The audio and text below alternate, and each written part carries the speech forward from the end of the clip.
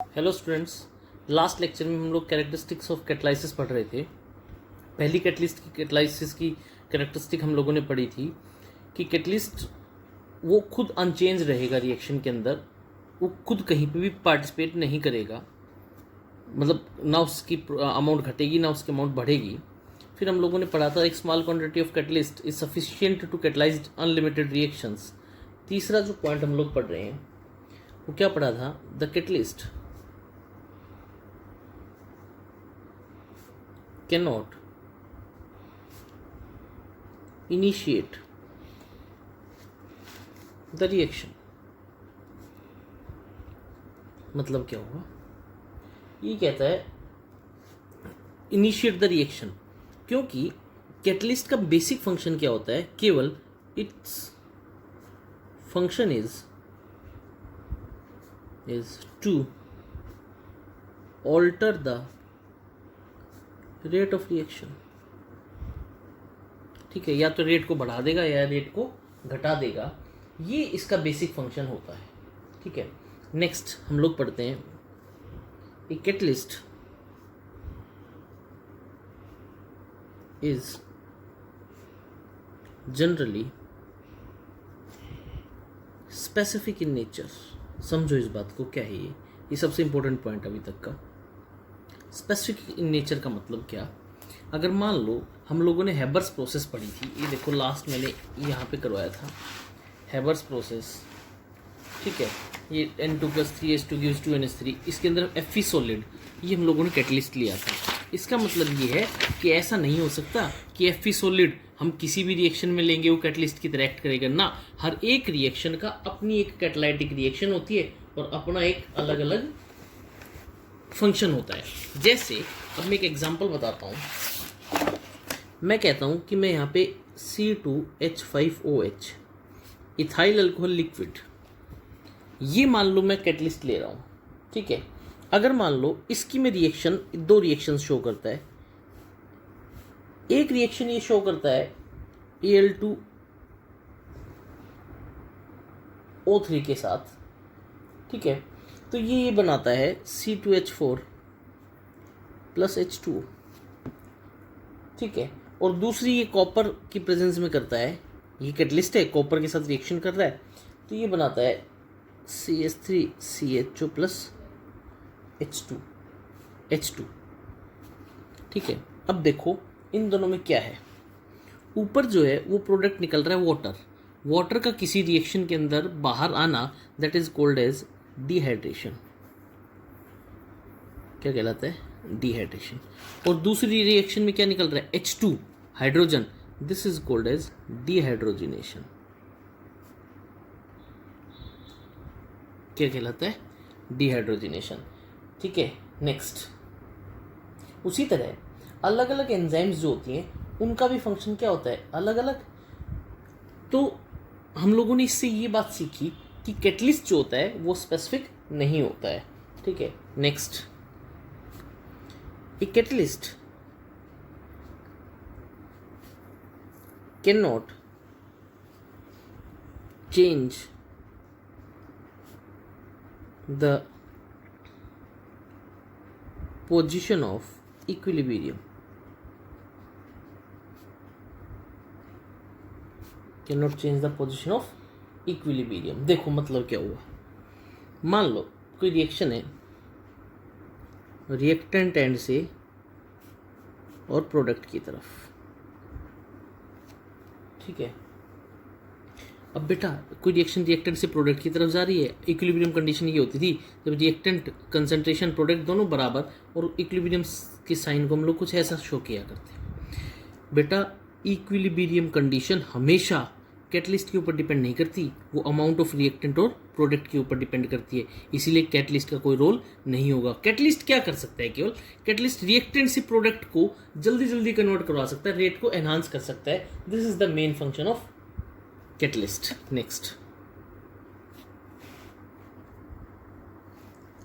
Next होता है catalytic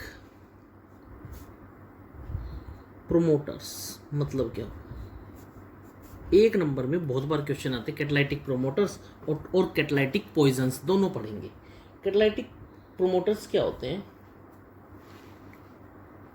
promote का मतलब होता है बढ़ाना। कैटालिटिक प्रोमोटर्स, मान लो मैं कह रहा हूँ ए, ये कोई कैटालिटिक प्रोमोटर है, इसका मतलब बताऊँ क्या हुआ? ये ए है ना, ये अकेला कुछ नहीं कर पाएगा, लेकिन ए को अगर मैं किसी कैटलिस्ट के साथ ऐड अप कर दूं तो रिएक्शन के रेट को एनहांस कर देगा। तो ऐसे केमिकल सब्सटेंसेस को क्या कहा जाता है? Catalytic promoters. लिखो, substances which are not catalyst but when mixed in small quantity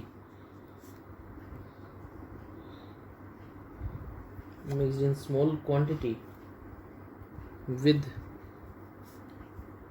catalyst increases efficiency।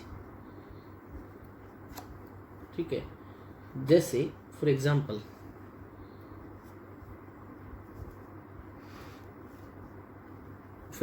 In Haber's process, Haber's process क्या पढ़ी थी?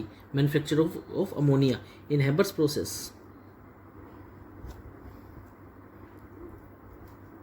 प्रोसेस, ब्रैकेट में लिखो synthesis of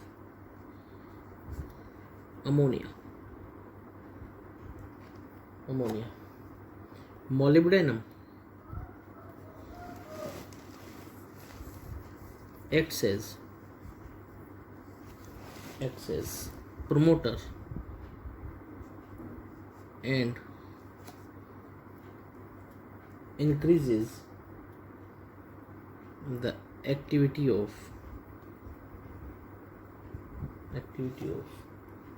iron, which act as catalyst,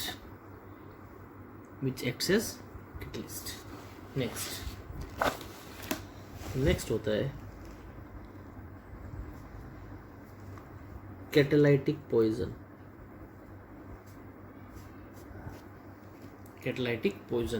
promoter reaction के rate को enhance किया करता है कैटलिस्ट के साथ मिलकर के। पॉइजन क्या होता है? जो कि कैटलिस्ट की एक्टिविटी को जीरो कर दे, खत्म कर दे कैटलिस्ट की एक्टिविटी को। ऐसे को क्या कहा जाता है? Catalytic poison. तो लिखो, द सब्सटेंसेस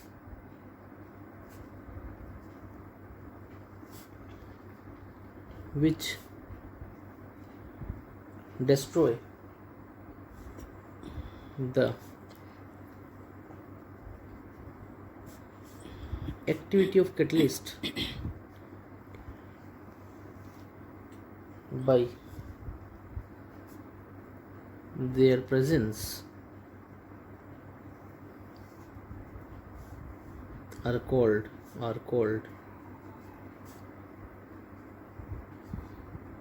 कैटालिटिक पॉइजन। ठीक है, for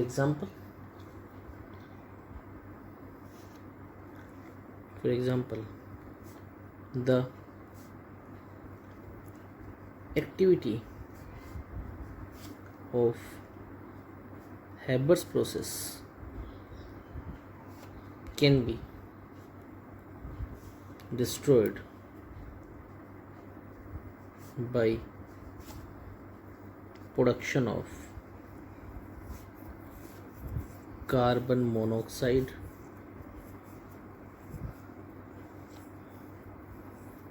in the process।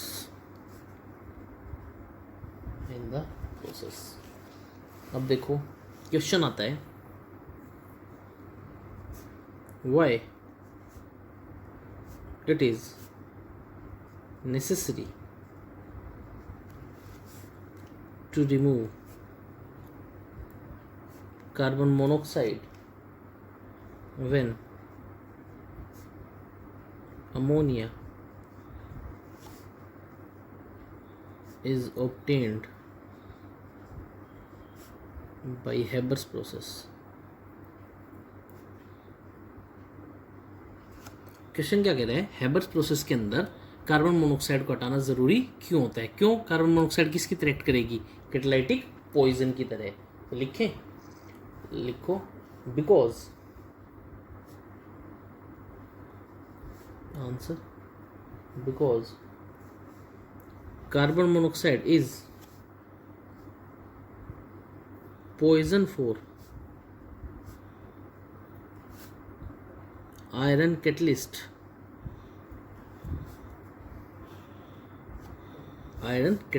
hence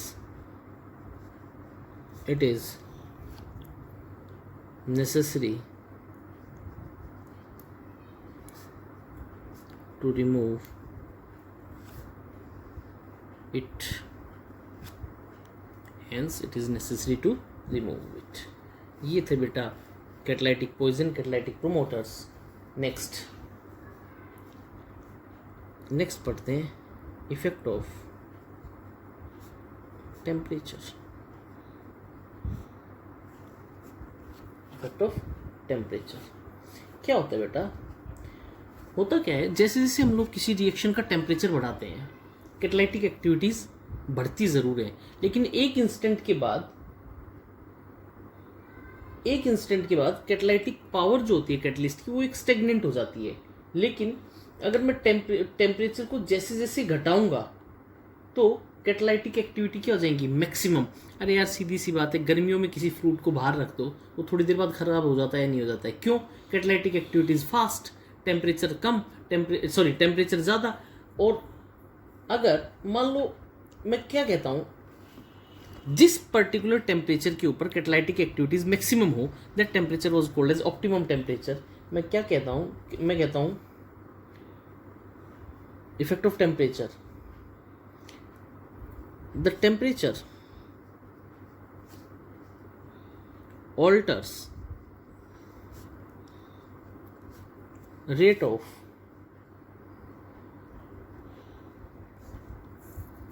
catalytic reaction, the temperature alters rate of catalytic reaction as it does same in absence of catalyst, absence of catalyst। क्या होता है, by increase in temperature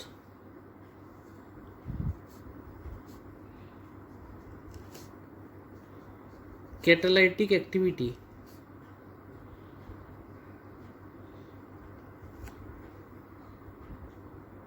increases,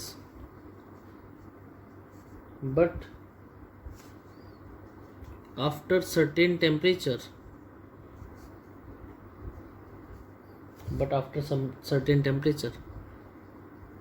catalytic power starts decreasing, and the temperature at which catalytic activities are maximum is called as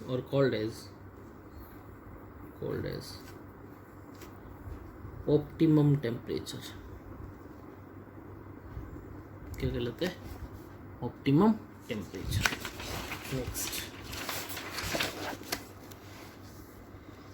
next हम लोग पढ़ रहे हैं, that is zeolites.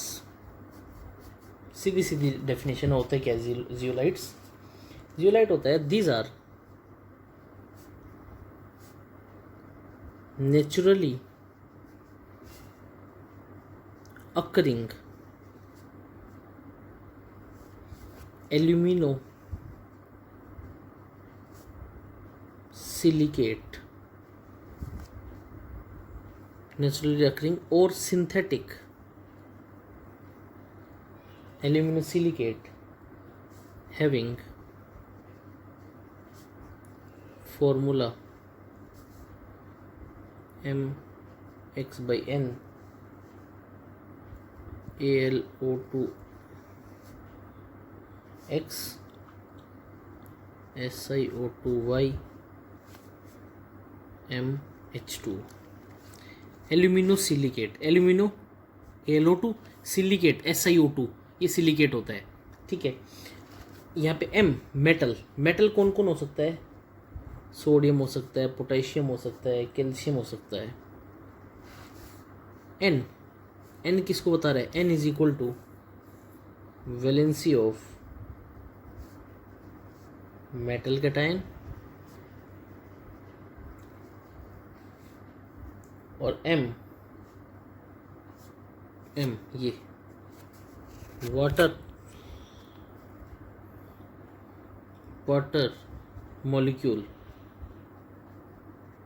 Water molecule of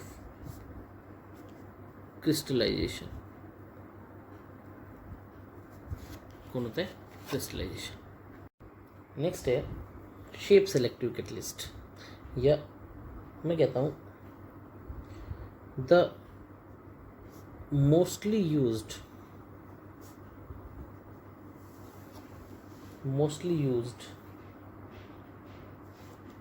zeolites are shape selective. मतलब क्या हुआ इसका? बेटा ये जियोलाइट्स जो पढ़े थे ना, these are natural occurring synthetic element, microporous का मतलब जिनके बीच में पोर्स का एक डेफिनेट डायमीटर हो, that is called as microporous. अब बेटा एक जियोलाइट मैं कहता हूँ शेप सेलेक्टिव का मतलब हुआ जिसके पोर्स का साइज डिफाइंड हो। अब मान लो हम लोग है ना, जैसे घर पे यूज़ करते हैं, एक तो चाय छानने की छलनी होती है, ठीक है, एक उससे आटा छानने की छलनी होती है, एक कोई और बड़ा छलनी होती है। उन सब के पोर्स का जो साइज़ है वो अलग अलग होता है। इसी तरह जियोलाइट्स में भी हम लोग शेप सेलेक्टिव कैटलिस्ट इसलिए यूज़ करते हैं, जियोलाइट में पोर्स के बेसिस पे अलग अलग जियोलाइट्स होते हैं, पोर्स के साइज के बेसिस पे। एक हम लोग पढ़ते हैं that is called as ZSM5, ठीक है। ये क्या होता है? The zeolites depend on pore structure of catalyst, ठीक है, and are highly specific जैसे एक हम लोग यूज करते हैं ZSM5, वो क्या करता है? अल्कोहल्स का डिहाइड्रेशन करके और हाइड्रोकार्बन बना देता है। क्या बना देता है? हाइड्रोकार्बन। तो ये होता है ZSM5। बोलो बेटा बात समझ में आई या नहीं आई? नेक्स्ट टॉपिक है थ्योरी ऑफ कैटलाइसिस। देखो सबसे पहले लिख लेते हैं इन सबको, फिर इकट्ठा पढ़ते हैं। थ्योरी ऑफ कैटलाइसिस में मैं सबसे पहले पढ़ाता हूँ एडजॉर्प्शन थ्योरी। अब बेटा एडजॉर्प्शन होगा तो हम लोगों ने एडजॉर्प्शन के लिए दो पढ़े थे। एक सरफेस था जिसके ऊपर एडजॉर्प्शन होता था, और उस सरफेस के ऊपर जिसका एडजॉर्प्शन हुआ करता, उन दोनों को नाम दिया था एडजॉर्बेंट। एडजॉर्प्शन थ्योरी में सबसे पहले it explains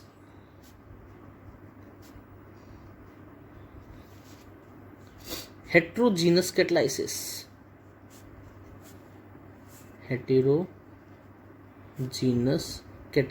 लो जी, एक नई बात समझ में आ गई। होमोजीनस कैटलाइसिस, हेटेरोजीनस कैटलाइसिस पढ़ा था। होमोजीनस कैटलाइसिस वो था जिसमें रिएक्टेंट और प्रोडक्ट का वही फेज होता था जो कैटलिस्ट का होता था।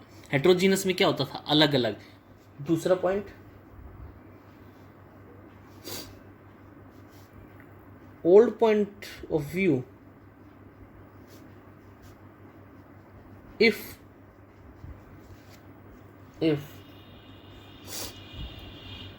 catalyst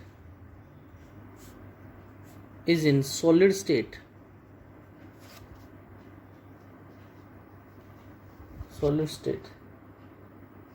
the reactant are in gaseous or in solutions।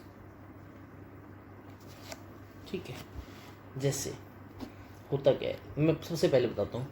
मान लो ये कोई सरफेस है,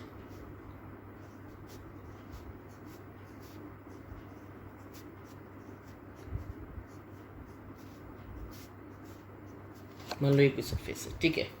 मैं कहता हूँ इसके अंदर ये रिएक्टिंग मॉलिक्यूल्स हैं, तो होगा क्या, कुछ ऐसा बन जाएगा।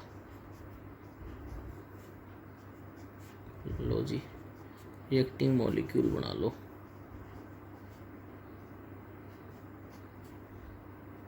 ये यहाँ क्या लग गया, ए, और यहाँ क्या लग गया, बी। अब है ना, हम लोगों को क्या करना है, तो आकर के लग गए। अब क्या करना है, इनका क्या होना चाहिए, एडजॉर्प्शन।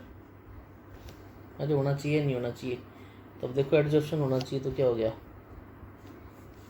कुछ ऐसा बन जाएगा।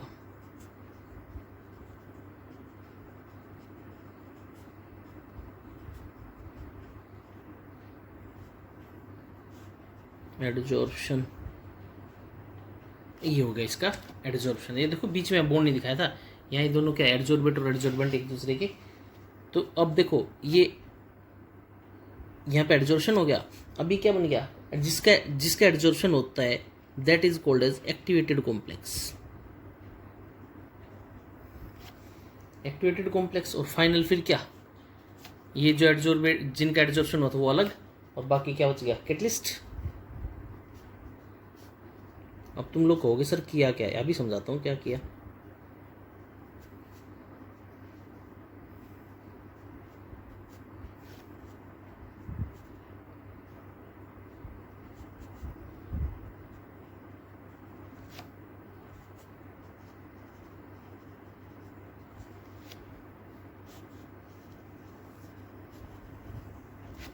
भाई ये कुछ नहीं, थियरी है। क्या था, ये कैटलिस्ट था, ये ए बी रिएक्टिंग थे, इनका एडजॉर्प्शन हुआ, ए बी लग गया, ये यहाँ पे आ गया एडजॉर्प्शन को, एक्टिवेटेड कॉम्प्लेक्स बन गया, ए बी का एडजॉर्प्शन हो गया। अब एडजॉर्प्शन होने के बाद ये ए बी, ये दोनों अलग से बाहर निकल जाएंगे। क्यों, क्योंकि ये तो क्या था, कैटलिस्ट, और कैटलिस्ट खुद कहीं पे भी ना रिएक्टेंट में एडअप होगा ना प्रोडक्ट में एडअप होगा। केवल इस कैटलिस्ट ने क्या किया, इस रिएक्शन के रेट को क्या कर दिया, फास्ट, और रिएक्शन के रेट को फास्ट किया, तो बीच में क्या बना, एक्टिवेटेड कॉम्प्लेक्स। बोलो बेटा बात समझ में आई या नहीं आई। ठीक है, अब सेकंड, ये थी एडजॉर्प्शन थ्योरी, और हम लोग क्या कहते हैं, it is exothermic, hence heat of adsorption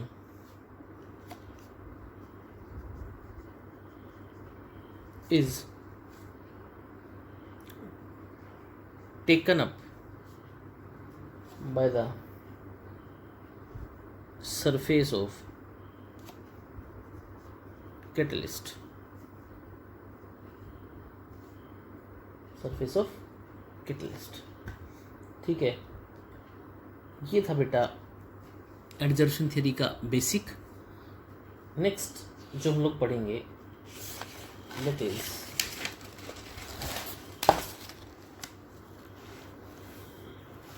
अब बेटा यहाँ पे ये जो एडजॉर्प्शन हो गया था, ये बाहर निकल गया। एडजॉर्प्शन का reverse process that was called as desorption. अब हम लोग क्या कहते हैं, एक क्वेश्चन करवा रहा हूं मैं,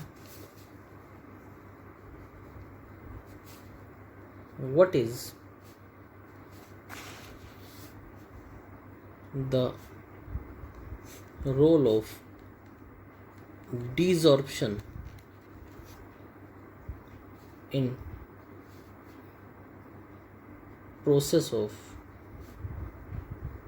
कैटालिसिस, प्रोसेस ऑफ कैटालिसिस। हम लोग क्या लिखते हैं, in heterogeneous catalysis the product remain adsorbed on the surface of catalyst and on heating desorption takes place and we get